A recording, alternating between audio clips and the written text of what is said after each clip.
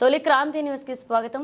భద్రాద్రి కొత్తగూడెం జిల్లాలోని DSC merit list అభ్యర్థుల సర్టిఫికెట్ల వెరిఫికేషన్ పారదర్శకంగా 10 కౌంటర్లు ఏర్పాటు చేసి నిర్వహించడం జరుగుతుందని భద్రాద్రి కొత్తగూడెం జిల్లా విద్యాశాఖ అధికారి వెంకటేశ్వరాచారి తొలి క్రాంతితో తెలిపారు.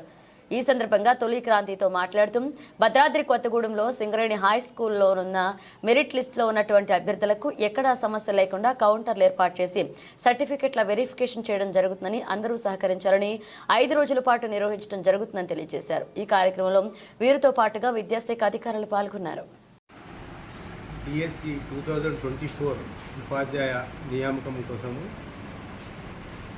వారి సర్టిఫికేట్ వెరిఫికేషన్ కోసం షెడ్యూల్ ప్రకారము సర్టిఫికేట్ వెరిఫికేషన్ చేయడం జరుగుతుంది.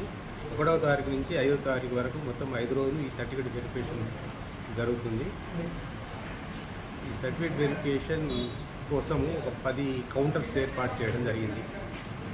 ఈ 10 కౌంటర్లలో 5 రోజులు సబ్జెక్టు వారీగా వాళ్ళకు సర్టిఫికేట్ వెరిఫికేషన్ చేసి వాళ్ళకు రసీదు ఇవ్వడం జరుగుతుంది. ఓకే, అన్ని ఏర్పాట్లు చేశారా సార్? సర్టిఫికేట్ వెరిఫికేషన్ కోసము కావాల్సిన అన్ని ఏర్పాట్లు క్యాండిడేట్స్ వచ్చిన అభ్యర్థులకు అన్ని ఏర్పాట్లు చేయడం జరిగింది.